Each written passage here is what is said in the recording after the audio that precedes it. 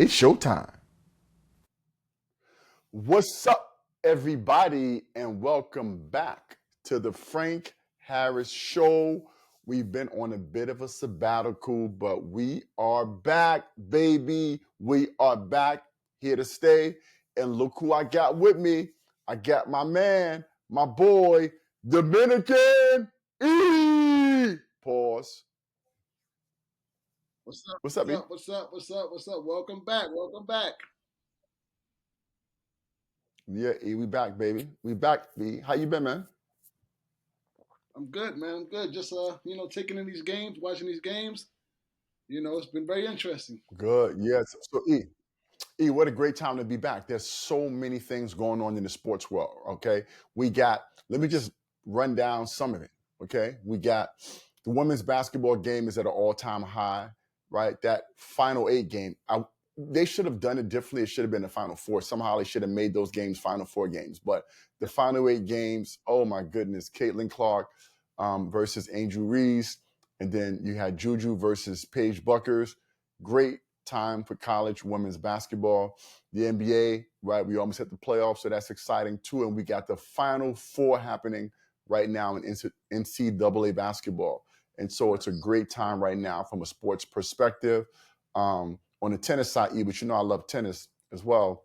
We just finished 2 1,000 tournaments, Indian Hills and the one in Miami. So great time for sports, E. But let me kick it off with this, okay? Angel Reese. Here we go. Let's talk about Angel Reese. Very controversial figure. Tell me, what are your thoughts about Angel Reese, Eric? What are your thoughts about her press conference after they lost to Caitlin Clark in Iowa? Just give me your take on that game and give me your take on Angel. First of all, I love Angel Reese. I love what she's doing as far as elevating the women's basketball, college basketball, taking it to new heights. I believe the last game against Iowa, I think it was rated number 1 that day as far as sports. So I think it had 12.3 million viewers, right? Which is unbelievable for a college women's basketball game. So I love Angel Reese. I love what she stands for. I love all her stuff that she does. Yes, there's a lot of distractions when it comes to her who she is, but I love it. You know, I mean, I'm all for the back and forth, the trash talking when it comes to sports. So I love Angel Reese. I mean, I love what she's taking. She's taking her game. Of course, you love Angel Reese and all. You always love all of these people that come with a bunch of baggage. Just like you love Dion, and now you love Angel Reese. It's unbelievable. The more baggage, the more you love them. Let me ask you a question then, okay? Yes. Since you're an Angel Reese fan. By the way, I read everywhere. Oh, Caitlin Clark is overrated. Angel Reese is going to kill her. LSU's the better team. Caitlin Clark went out there and gave you 41 and 12 and shut the whole conversation down. Caitlin Clark is the best ever to play college women's basketball, arguably. Now, she got to get a ring, but if she gets a ring, that cements it. But let me go back to Angel Reese, okay? Yes. Now, I want to disclaimer this by saying, when she got on the podium after the game, right, she talked big trash. She showed up in the game, by the way, 17 points, 20 rebounds. She got hurt with the ankle, right? She shot really bad in the second half, but she kept them in the game in the first half. The score was 45-45 in the first half. But press conference afterwards, Flaugier and her up there. Flaugier is talking about how y'all don't know Angel Reese. She feels so bad for Angel Reese. Angel Reese is crying. So first of all, the death threats, sexualizing, unacceptable. Let's start by saying that. Anybody who's sending death threats to a college kid, okay, and to anybody, and who's sexualizing a girl, unacceptable, period. So let me start with that. Yes. Outside of that, she has decided to be a villain. That's the role she plays. That's who she is. That's how she got all the NIL deals. That's how she got popular. She got famous. During the year, she's talking trash to the other team, to the other coaches, to the other fans, get a bag, all of this, okay? Now, when you lose, what you can't do now is want me to feel sorry for you. Oh, we lost. She took it on the chin, Frank. She took it on the chin. The crowd. No, she didn't, Eric. No, she didn't. No, she not. No, she didn't. She didn't. She cried about. She didn't throw nobody under the bus, Frank. No. She didn't throw nobody under the bus. Eric, but she cried about how hard it is to be who she is, and she's the villain, and she's so mistreated, and she's crying. You portray that. You proliferate that. So therefore, you accept. So I don't want to hear on the press conference and how you want us to feel sorry for you. I don't. Okay. Great player. I agree with you on that one. Great player. I don't think she's going to be a great WNBA player, right? Because she shoots the ball very low, right? Her low point. She's falling all over the place. She'll be drafted. You know, they have it right now on the WNBA draft board at 7. Okay. Had a great, started at Maryland, right? Had a great few years at LSU. But she's embraced the role of villain. And that role has really reaped a lot of benefit for her. Okay. But after that game when Caitlin Clark gave him 41, now she want to cry and she want Flaugier to defend her, and the teammates talking about how great she is, and she's crying and she's gotten, you know. Now again, death threats, sexualizing, unacceptable. Okay. But people criticizing her, because Eric, you and I both know any player that's the villain, right? With all that trash you talk, you know, shut your mouth and get a bag. She telling everybody get a bag because she making money. When you lose, people want you to lose. Yeah. So you got to accept that. It comes with the territory, Frank. It comes with the territory. And, you know, she took it on the chin. Yeah, yes, she was emotional. But listen, she played the villain. She didn't take it on the chin. No. You can't keep saying that. She didn't take it on the chin. That's not true. She was crying. She talked about how it's so hard for her. The crown is so heavy on her head. Stop. You created that. That's not taking it on the chin. Taking it on the chin is this. We lost. We fought out there. I'm proud of my teammates, and you move on. But trying to get us to that conciliatory feel bad for me is trash. That's not taking it on the chin, E. Listen, sometimes it wears on you. It wears on you. So I'm. That's fair. It wears on you. You know what I'm saying? She all year long. But she created it though. She created it. That's the monster she created. Yeah, it comes with the territory. Comes with the territory. There you go. So anyway, but great time right now for women's college basketball. And look, now all of a sudden people talking about when you're the best player, you always got to deal with nonsense. Now people are saying, well, Paige Buckers, you heard Gino Auriemma say Paige Buckers is a better player than Caitlin Clark. That created a whole controversy. Caitlin Clark is the best player in college women's basketball, period. Everybody need to stop all these other narratives. Caitlin Clark is indisputably the undisputed number 1 college women's basketball player right now, and Frank, maybe all time. Frank, let me ask you this. Since it was Go ahead. Up. They offered a $5 million for the big 3. Yeah. Yeah. So I mean, like. So let me tell you why. So I like that, and I was going to get into that, but I'm glad you brought it up. Okay. $5 million. Ice Cube offered Caitlin Clark to play in the Big 3. E, do you understand she will get demolished in the Big 3? Let's be real, okay? She's 6 feet tall, okay? She's a decent player. She's a very good women's basketball player. Yeah. She's a big guard at 6 feet tall. A big guard at 6 feet tall. Eric, that's a little NBA point guard, Eric. Yeah. So what happens on a switch? And she ends up guarding some of those big guys that have played in the Big 3. Like, you know, on the switch, she's guarding Beasley. What happens then? On the switch, she's guarding Michael Beasley. She's gonna get killed. But this is what I'm saying though, Frank. She's gonna take. Okay. She's gonna take and position herself, for to market herself to even greater heights by taking that money first of all, and then going over to play it's at the same time. So I don't know if she can do that, the WNBA, and play the Big 3. But what I'm saying is, are you joking me? It'll kill her brand because she's held on a high pedestal. If she goes there, she gets destroyed, right? It wouldn't be good for her brand at all. Right now, her brand is at the highest of highs. If she goes in that league, she'll be dominated. She'll probably be the worst. And listen, I don't want to be sexist, but she'll be the worst player in the Big 3. That wouldn't be good for her brand. Nah, because she can shoot it. They got the 4-pointers. She can shoot from out there. You know what I'm saying? She's not going to be a player that's going to be on the court all the time. She's a player that's going to be able to get on the court, hit the 4 pointers. Eric, if she's not going to be on the court, I think it'll be great for her. If she's not on the court, how does that help her brand? She's supposed to be a superstar. So you come off the bench and be a role player that just shoots 4-pointers. Do you think any guard in that league is going to let her score in them? It's a men's league, Frank. I mean, those guards are Eric. One team is starting Jason Richardson, Kenyon Martin, and Beasley. So who's she scoring on? Jason Richardson? Who's she scoring on?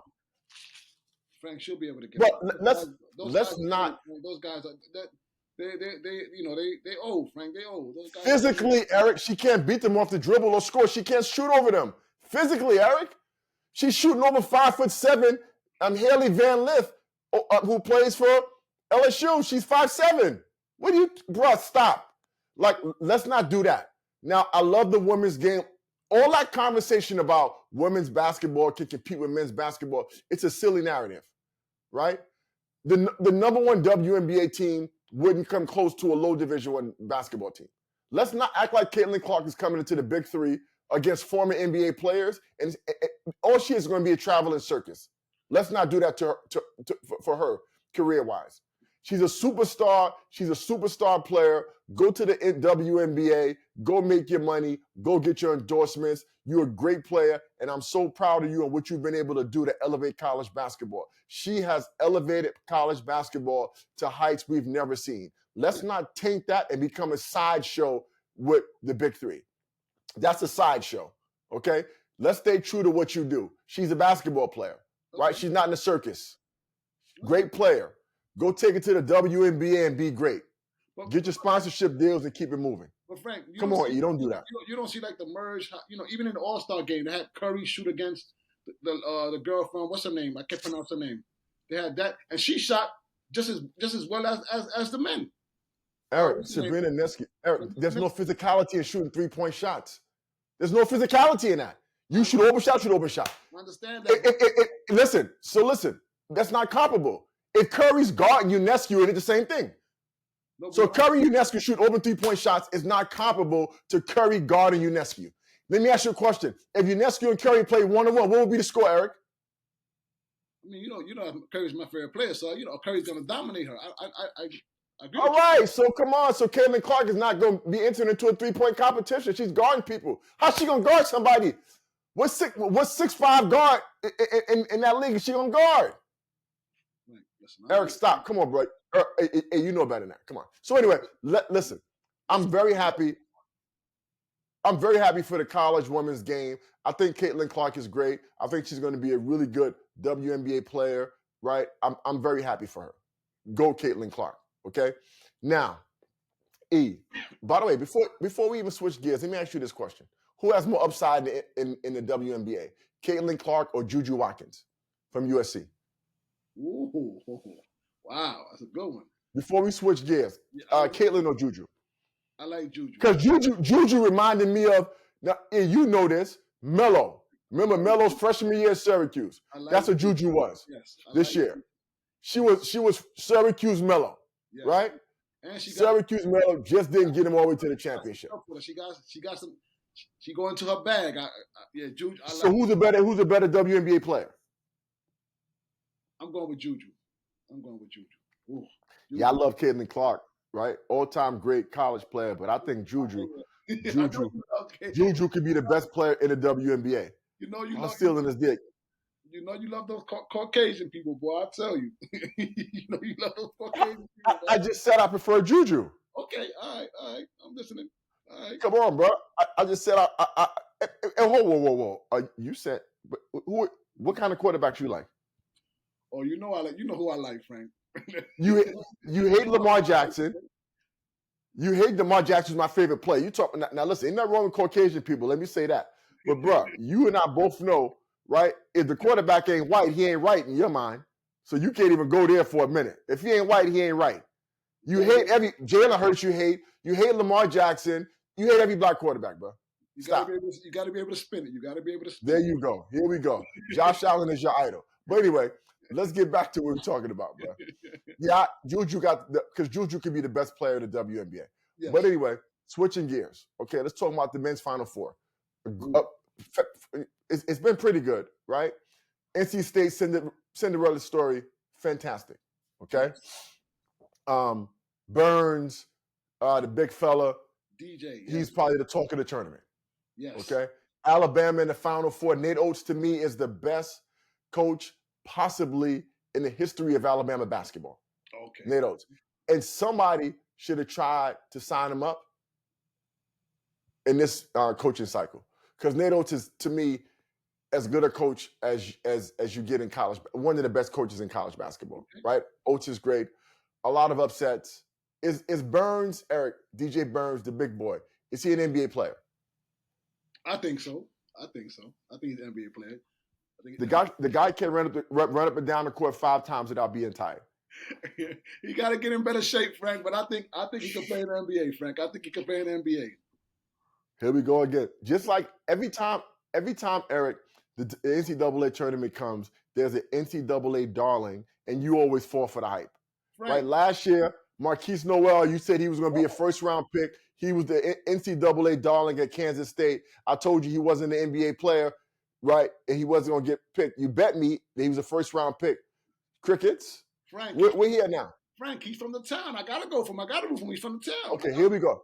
Eric, I watched Burns play. I love Burns, right? Yes. But he's not Zach Randolph. Like, let's stop. Okay. I love Burns. Right, the guy's too tight. The guy, Eric, he gets up and down the court 5 times. He's out of breath. I love the guy. Frank, can he be an Oliver Miller? Can he be a Big O? That's Come on, Frank. Come on, Frank. Can he be a Big O? Let me say this. That Oliver Miller, wow, that's an interesting one. Come on, Oliver Miller, yeah, okay, I can rock with that. Yeah. Big O was good. Yes. I think he might. But Oliver Miller, by the way, was incredibly skilled. Could shoot for a big, heavy dude, right? But Burns, Eric, let me say this: Oliver Miller wasn't in great shape either, but he was so skilled, right? And I think Burns is pretty skilled, but I just don't know, Eric, in today's NBA with the athletic bigs, 4 men, 5 men, how they move, how they defend.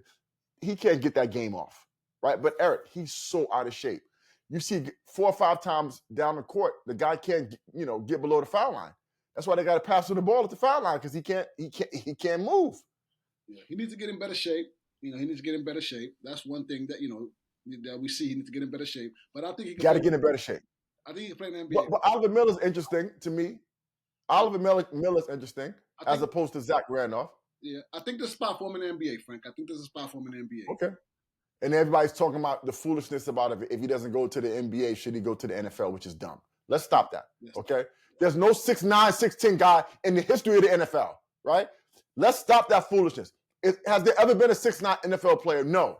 Stop. No. How tall was Brian McKinney? 6'8", I think. 6'7", 6'8". 6'8", about 6'8". No.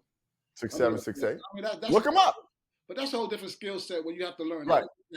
Stop. Yeah. But yo, E, okay, so I got another question for you, right? Another East Coast guy, right? A guy that I know, a guy that's doing this thing. You got to give him credit, Danny Hurley over at UConn, okay? My guy. He got it rocking and rolling, won a national championship last year, come back, right? And by the way, Danny got swag, the way he coaches, the way he presents, the way his whole energy. And his team reflects that, okay? Yes. So now the question is this, Eric. Is Danny Hurley the best coach in college basketball? Ooh. Right? Today, and especially if he wins another championship, but without the national championship, who do you think right now? Because look, the old school guys, the old guard is gone. The Roy Williams, the Krzyzewskis, right? Now you still got Roy. You still got the coach at Kansas. Yeah. You still got him. Bill Self. Right, Bill Self. Yes. You still got Bill Self, obviously. You got Izzo. You got Izzo. You got Psych. Anyway, Psych. Yeah. The guy can recruit, but coaching, another story. Anyway, is Danny the best? Has Danny surpassed Izzo? Has Danny surpassed Self? Yes, I believe so. I think, Danny has done a tremendous job. And for me, to watch him from the days of St. Benedict's, when I used to go up there and take kids up there, to now see it elevate himself from St. Benedict's to Wagner to Buffalo and now at UConn. To Buffalo, bro. Here you go again with your funny facts. Buffalo, Oh, no, Bobby Hurley coached at Buffalo. Get your facts right. That was his brother. My bad. Well, you're bad. Yeah, let's get it right. My bad. Wagner, Rhode Island. Come on, get it right, bro. You know me. I'm Google. They should call me Google. That was his brother. His brother was at Buffalo. My bad. Hurley. Okay. Well, and by the way, and guess who's one of his assistant coaches at Buffalo? His brother. Yes. Let's see if you go deep in your bag. Guess who's one of his assistant coaches at Buffalo? Who was assistant coach at Buffalo? You don't know, of course. I think Nate Oates was. Oh, maybe. Because Nate Oates got the job after him at Buffalo. Okay. There you go. Good shit. So, Eric, good shit, Frank. There you go. Don't let me get in my bag. You know, when I start getting in my bag, it start getting crazy, E. Don't get me in my bag. All right, E, so listen. So, E, I love what Danny's doing. Yes. Not enough of a sample space to be the best in the game right now. Okay? 2 great years. And by the way, prophetic. Maybe about 3 or 4 years ago when Danny said, when they lost in the NCAA tournament, I believe it was, or in the conference, and he said, you better get me now. Right. I think that was 2020. And he said, you better get me now because we coming. That's right. And what he's been able to do in the last 4 years, great, right? But that's not enough of a sample, Eric, to surpass a Self, right? Or surpass even Izzo.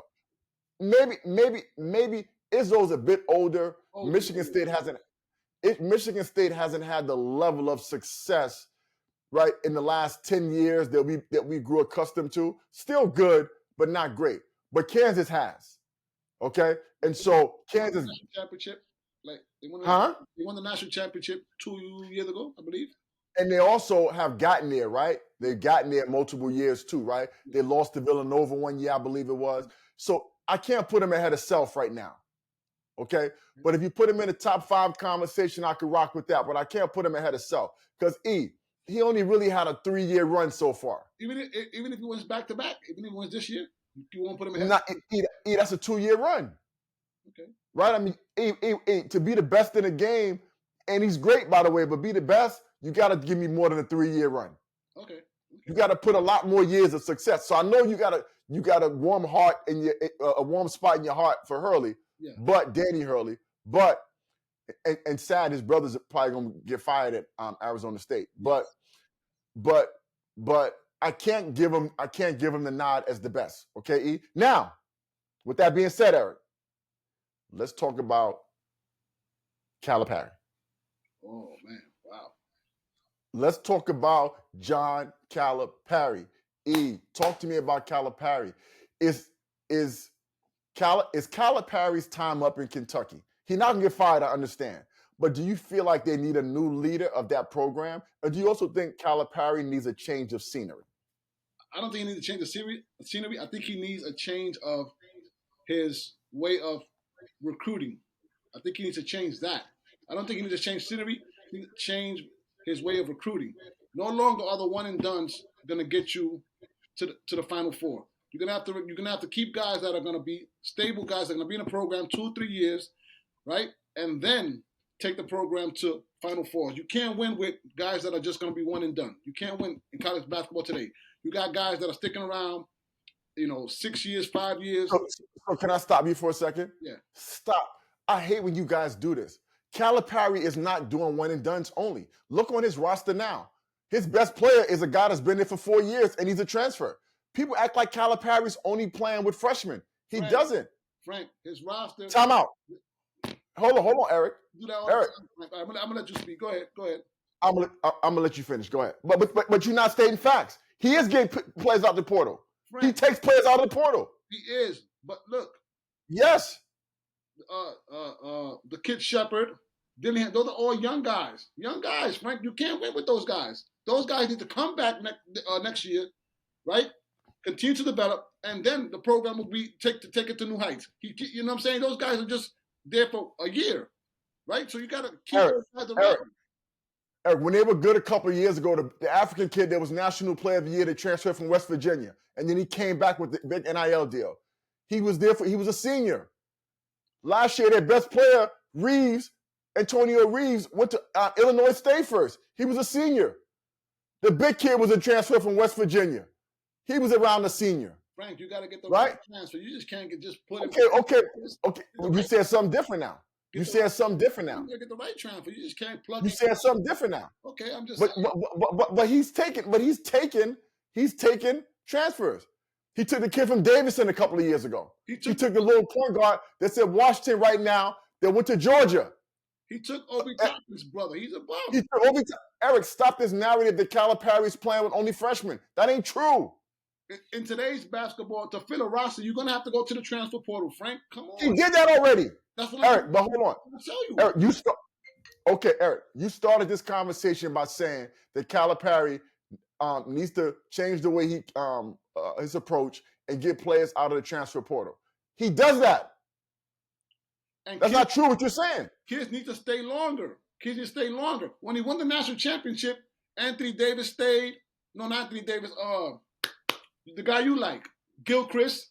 You know, when they won the national championship, he won with guys, young guys, and a mixture of old. Deron Lamb was there for a few years. Yes, Deron Lamb.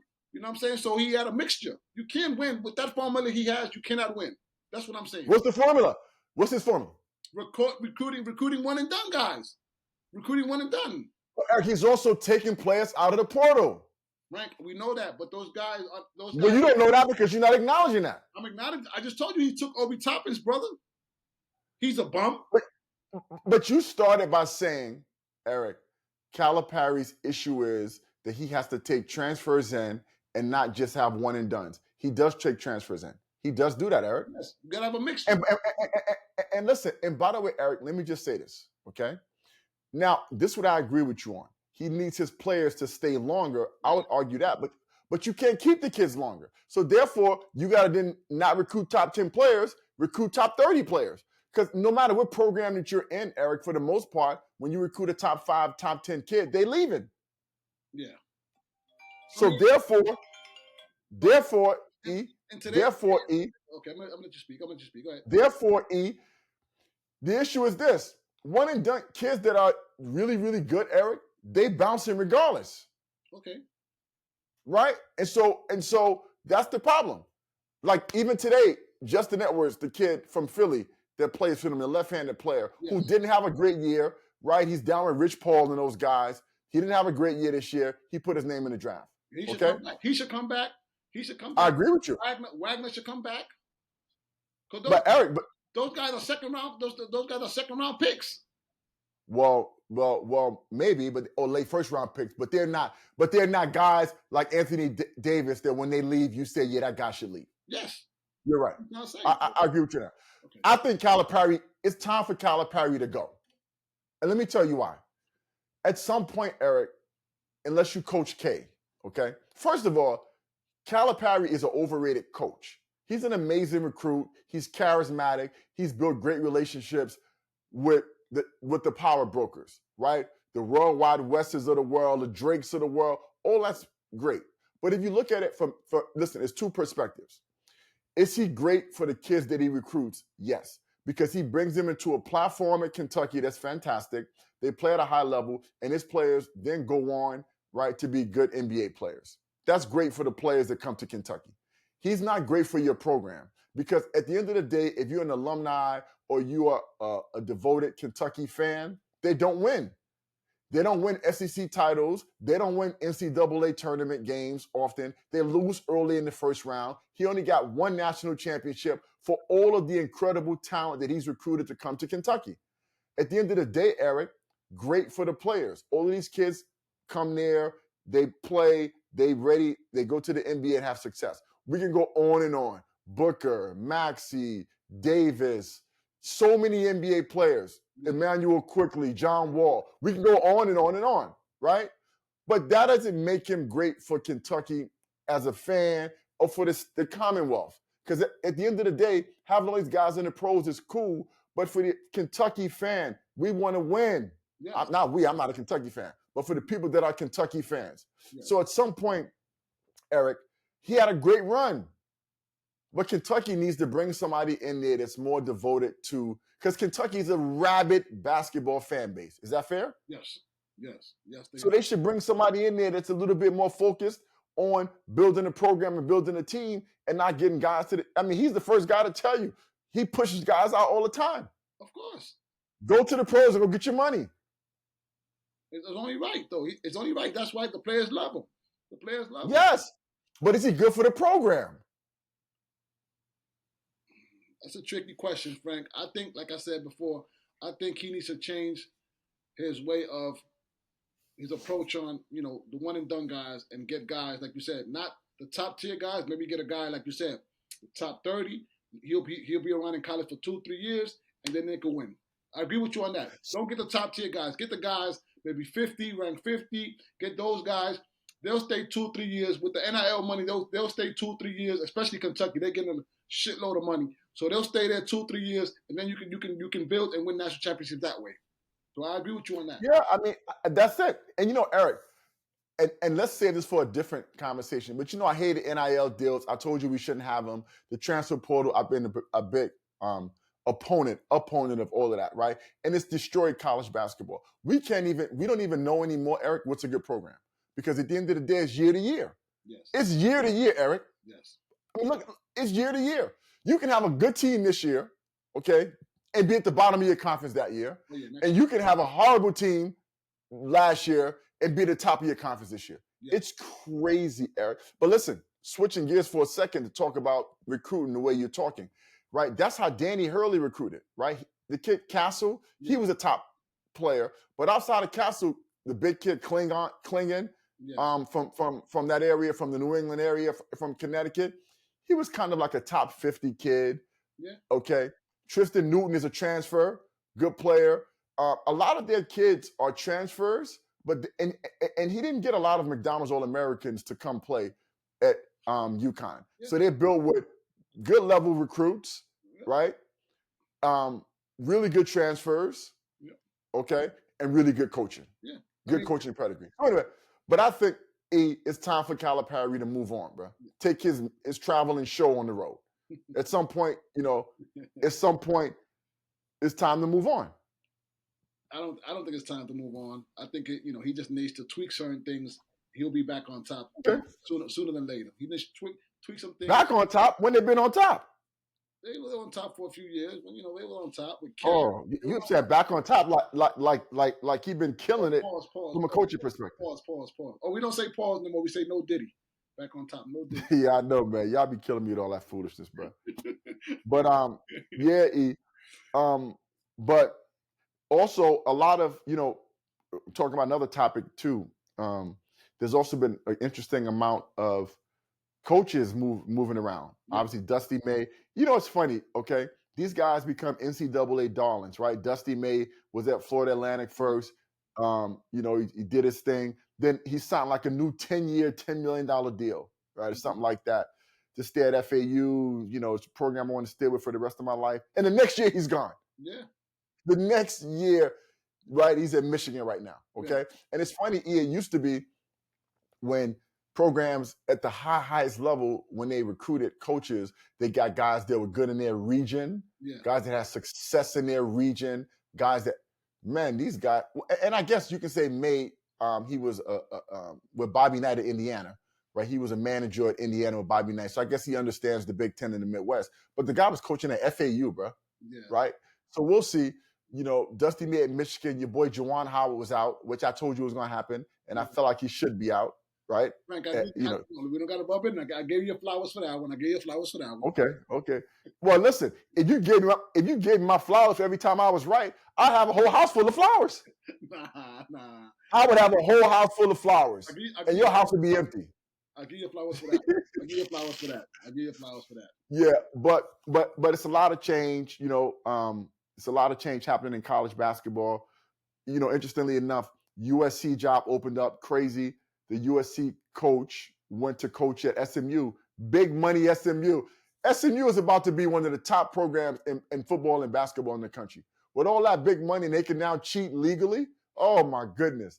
And so Andy Enfield left USC as quickly as he could to go take that job at SMU. And today, and you see today they hired Musselman from Arkansas. Yes. Musselman, which I think is a great hire, right? Pedigree, father coached for many years in the NBA. I thought he did a pretty good job. He was at Nevada first, did a good job at Nevada, right? They had a deep run. And then he had, I think, this year wasn't great, but he had a pretty few good runs. Yes. I think he had two Sweet 16s and one Elite Eight, I believe it was, with Arkansas. So good hire for USC. Yes. Good hire for USC. He's a charismatic guy, right? I think he'll fit right in the USC. He's always super charismatic, energetic, good pedigree. Always taking off his shirt and stuff, and he got a sister for a wife. Kudos to him. Yeah, he do. He do got a black wife. Yes, he does. Kudos to him. Yes, he does. Kudos to him. But I like the hire for USC. Good hire. Yeah. We'll see what happens with the players, right? Some of the players will put their names in the portals, but I think that's a good hire. Good hire. But yeah, so listen, before we switch gears and talk about something else, who's your pick? One more thing before we move on, Frank. Edey. Do you think he's a lottery pick, Frank? Not a lottery pick, but a pro. I've been on the fence about that for a minute. Yeah. Is he a pro? I don't know if he's a lottery pick, Eric. And it's funny. People feel like the big man from UConn he's ahead of him right now on most draft boards if you look at it, right? Because I guess he fits more of the run and gun defensive guy, not a plotting big, similar to Kessler, right? Yeah. Similar to Kessler. Kessler was a good player at Auburn from Georgia. Mm-hmm. The kid from Donovan Klingon from UConn is more comparable to him. Yeah. Edey, though, but Edey has to be a pro, Eric. I mean, the guy's 7'2". He moves really well. You could throw the guy the ball in the post. He can score. Is he a lottery pick, Eric? No, because today's NBA is not necessarily built around that kind of a big. Even bigs that get the ball a lot, like Jokic, they skilled, though, E. Yeah. And he's not really that skilled. He's a guy. So I don't know. He's a plotter. You just stick him down in the post. Yeah. I mean, and it's not a lot of that in the NBA, Eric, right? If you look at it. I told you the other day, he reminded me of Rick Smith. That's what he reminded me of Rick Smith to me. I feel like Smith shoots the ball better, right? He does. Smith can shoot the ball better. Big guy. Smith was good, but I feel like Smith was skilled for 7'5". I feel like this guy's a bit more, he's skilled, but he's a bit more brute, right? He plays with more physicality, okay? Yeah. I agree with you on affects the game. Eric, is he a first-round pick? Maybe I would argue maybe a first-round pick. Wow. But I don't know, Eric. So you're saying maybe a first-round pick? I'm saying definitely a first-round pick. He could sneak into definitely first-round pick. I don't know about lottery. I mean, there's not this the problem is, right? Jacob Prodel. I mean, there's not a lot of guys you can point to in the NBA that are similar to him. There's always NBA comps. Who's this comp in today's NBA? In today's NBA, you can't. Rick Smith played 20 years ago, bro. Yeah. That's a different NBA. Yeah. What's his comp today? Whenever you look at a player, there's always a comp. Yeah, like I told you, Kessler's the comp for the kid from UConn. What's his comp? Yeah, I don't think there's a comp for him in today's NBA. That's the problem. Today's NBA. So I mean, do I think will he make a roster, Eric? He's had so much college success. 2-time National Player of the Year. Everybody thought Purdue couldn't get over the hump. Okay, he got Purdue over the hump. They're in the Final Four now, yes. Right? Wasn't highly recruited coming out of high school. Painter always takes the big men, right, and plays around big players. Yes. And so the guy, to me, he'll make an NBA roster, but I don't see where he fits in in the scheme of an NBA guy that's impacting the game. Okay. Well, so it's gonna be hard. We'll see. I mean, as you know, the NBA is always evolving, always changing. So we'll see. Yeah, so we'll see. So I got to let's switch gears now. We talk college, right? College hoops, women and men's. Let's have an NBA conversation. Listen, out the gate, who's the MVP this year? Oh. Who's the MVP in the NBA? Eric Martinez. Tatum. Obviously Tatum. Obviously. Yeah. Best record in the NBA. He's putting up great numbers. I mean, who else can you give it to? Who else can you give it to, Frank? So I don't think it's Tatum. I think it's obviously Luka Doncic. Huh? Yeah. 34 points a game, leading the NBA in scoring. He has that team way further than we thought, right? They might get in the 4th slot, right? In the NBA. They might get in the 4th slot in the West. Okay? Hold on. The 4th slot. Hold on, Frank. Are they 5 right now, I think? Hold on, Frank. Wait, you can continue. They're 5 right now, I believe. Right? The team is better. And by the way, look at all the hype around him. Him and Kyrie playing well. Kyrie shooting hook shots from 20 feet out. Luka throwing alley-oops to Kyrie. They're the best show in basketball. By the way, Tatum in Boston is boring. Yeah, but I mean, look at Tatum's numbers, Frank. Look at Tatum's numbers, Frank. Well, hold on. You know what? Let's not do the numbers thing because Luka's numbers are significantly better. Let's not do that. Right now they're fifth, Frank. Right now they're fifth. They're fifth. That's what I said. I just said that. Then the fifth slot, they may get to the fourth. Bro, don't question me. I'm Google. Don't go to Google. Just listen to me, bro. You don't got to go to Google. I'm going to tell you. Frank, Boston has the best record in the NBA, 60-16. The best record in the NBA. Eric, how can you not get to a guy that's taking his team to the best record in the East? Best record in the NBA. Eric, let me tell you why. I mean, I hate to say this, right? But part of what the you know I don't like the light skin. You know I don't like light skin. But go ahead, I'm listening to you. But Eric, so what you like African players? I mean, you don't like light skin, but what you want to say, bro? But anyway, you know what I'm saying? Wait. I don't know what that means. I mean, does that mean you like white players? I mean, what is? Hold on. I can't breeze past that statement. What? If you got to be white, you got to be, super dark for you to like them. Light skin they're a little soft to me. They soft, Frank. I'm just. You just said 30 minutes ago Curry's your favorite player ever. Yeah, but Curry, Curry's that type of different. He light skin too. No, Curry got that. He got that woolly hair. He got that. A little different. Oh, come on, bro. So anyway, let me say this. Eric, you know this, Eric. Part of being if you look at MVPs, right? There's a lot of other things that go. It's related to basketball, Eric. But if you look at MVPs, when Curry was, there's so much hype around them as players. Their stories, people talking about Luka Doncic all the time. No one talks about Tatum, right? And by the way, no one talks about the Celtics, as good as they are, right? They're the team that's quiet. No one talks about Tatum. And by the way, kudos to him. He's doing his work the right way. He's doing incredible work. Kudos to Tatum. No, listen, great player. I told you, I love Tatum as a player. I told you this before. I told you I thought he was 3 years ago going to be a superstar. Superstar. Did I not? You did. And you said no. I love Tatum. But Luka right now, Eric, if you look at all of the energy, like when Jokic won, they was talking about we never seen nothing like Jokic before. Look how he plays, his body. They love that about Jokic, right? The Greek freak, Antetokounmpo. It's always like a narrative, Eric, around players, right? Yeah, there's no narrative around. It's a story. I get it. I mean, there's no narrative around Tatum. And his stats are okay, Eric, but he's at 27 a game, right? I mean, 27 a game puts you in the top 8 to 10 and probably top 8 scoring. He's a top 8 scorer. He's not in the top in assists, rebounds. So, I mean, statistically, he's good, but not amazing. But his team is winning. And there's no narrative around him. Yeah. There's no narrative around him. And so the narrative right now is around Luka. Dallas has overachieved. If they get the 4 slot, Eric, no one expected them to get to the 4 slot. Right?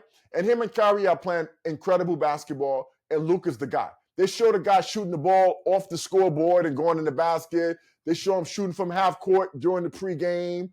That's all we hear about. Yeah. I mean, listen, I'm still sticking with Tatum.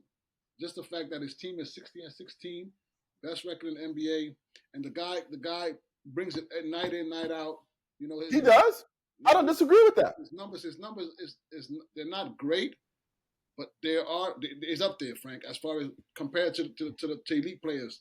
It's up there with the elite players. So at the end of the day, you take record, stats, and you take performance, you put it all together, I think he's the MVP. I mean, the storyline is great behind, is great behind, but I don't think a storyline Hold on. A storyline and that they overachieved, they got the 4th or the 5th spot right now. I just think that's not enough. To me. Hold on, Eric, why you always reduce? I didn't say that. That's what you his stats are. Hold on, his stats are great too. I didn't say he's gonna get the MVP based upon a storyline and his team getting the 4th or 5th seed. That's a storyline. That's what you said. But he also said he leads the NBA in scoring. Okay, all right, well. So well, those are stats. Okay. So he got better stats. Okay. I guarantee he averages more points. He probably averages more assists and probably averages more rebounds. Okay. So you got the stats. You got the stats. Should I say it again? Because you don't hear that part. You got the stats. You got the storyline. You got the stats, the storyline, and a team overachieving. And the NBA is clearly trying to make him the next NBA darling. They love Luka Doncic. Is that fair? They love Tatum too. So, No, they don't. they love No, they Tatum. don't. You know they like the light skinned brother. You know they like the light skinned brother. Here we go again.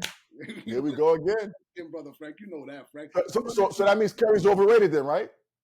No, Kobe's not overrated. No hell, no way, no way. Oh, okay. Superstar. So so along these lines, right? We ended the season. We about we got about a week and a half left in the season, right? Lakers are surging. You got a great logjam at the top of the West, right? Because Boston's run away with the East, obviously. Yeah. But you got some good teams at the top of the West. You got OKC, right? You got Denver, obviously. You got OKC, Denver, and then you got the Minnesota Timberwolves, right? Yes. And by the way, it's interesting that we never even brought up Anthony Edwards in that conversation, which he shouldn't be yet. But Anthony Edwards and his team is achieving really high, and he's doing Jordan-esque things, right?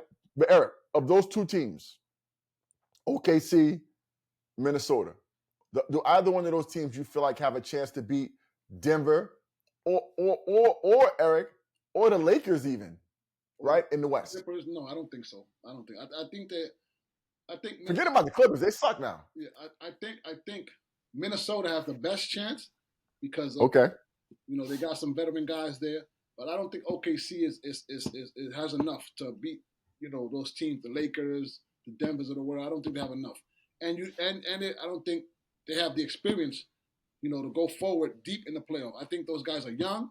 They're coming along. I don't even know they're coming along. Those guys are great young talent, but I don't think when it comes to playoff time, you know what happens, Frank. To some of those young guys, the bright lights they don't show up. So I'm going with Minnesota has a better chance. I don't think OKC. To me, they're not. I'm not a believer of them. I'm not a believer of OKC. So let me say this. So we agree, right? I hate to say it, but we agree. But let me say this. Minnesota, let me tell you the two reasons why. Minnesota is big enough, right? Because realistically speaking, somebody got to guard Jokic, right? And you got Karl Anthony Towns. You assume he'll be healthy for the playoffs. And you got Rudy Gobert, right? You got really big guys.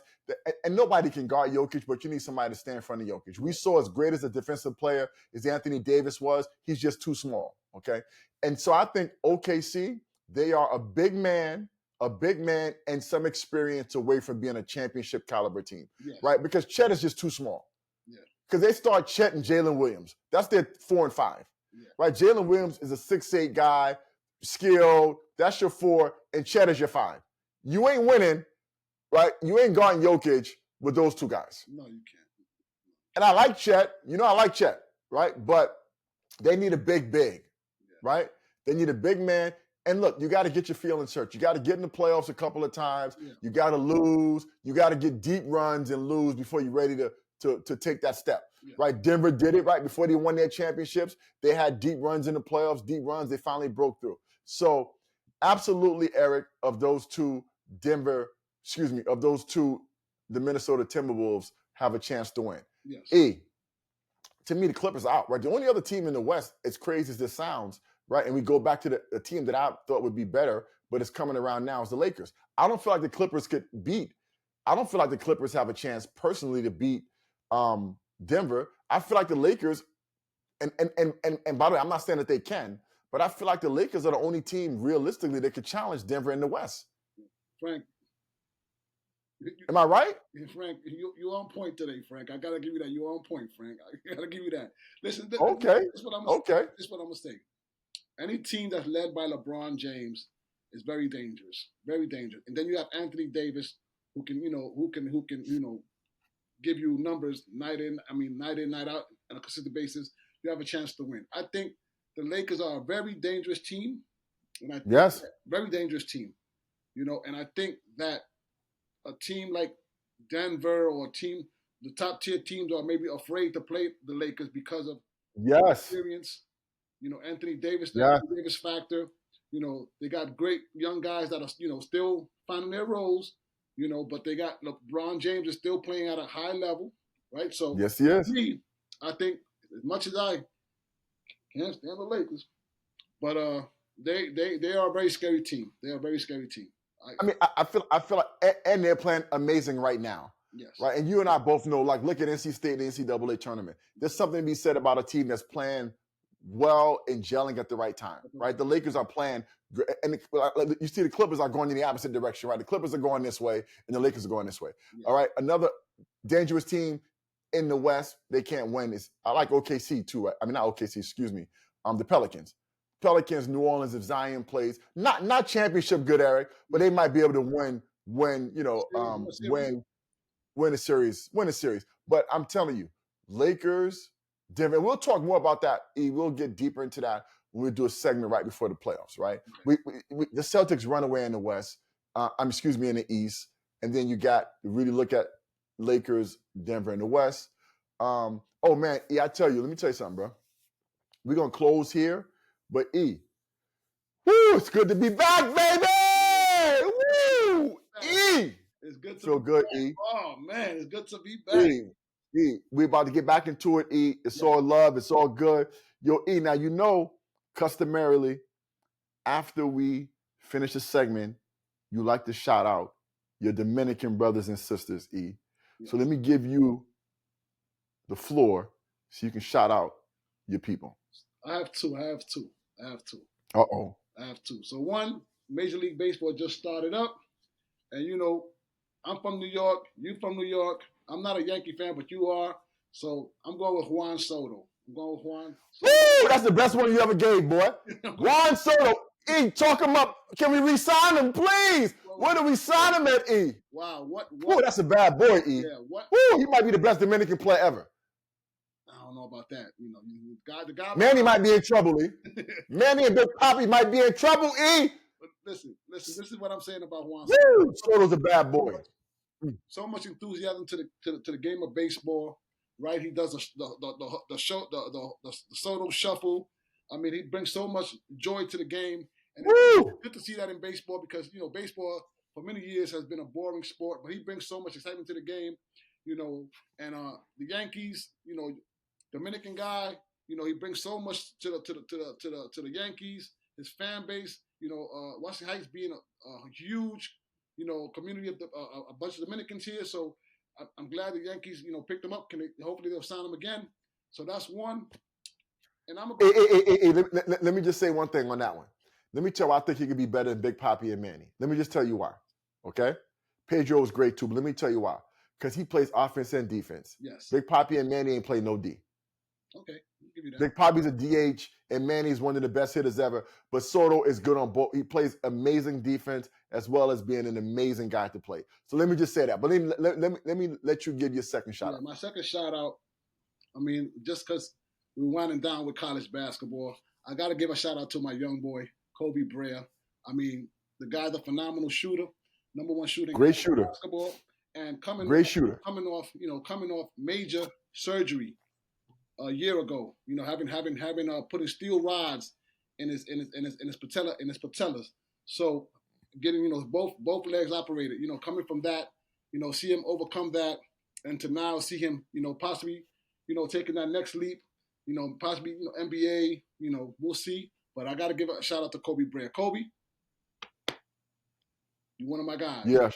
Shout out Kobe Brea. Very good player, right? He had a good run with Dayton, right? I mean, Dayton got far, lost to Arizona in the NCAA tournament. Kobe played well. Very good shooter. Very good young man as well, most importantly. So, I like your shout outs today. Shout out Soto. Yankees, baby, all day. Yes. Shout out Kobe Brea. Love. Oh, man. It's been good to have you, Frank, you know what I'm saying? We're going to do it again soon. You know what I'm saying? We're back in business. Yes. The Frank Harris Show, the biggest, the best, the baddest. Yes. Roll with it. Yes. Or get ran over, baby. That's right. We out. All right. Yes. Oh, that was a good one. Love. Yeah, that was a good one. Wow.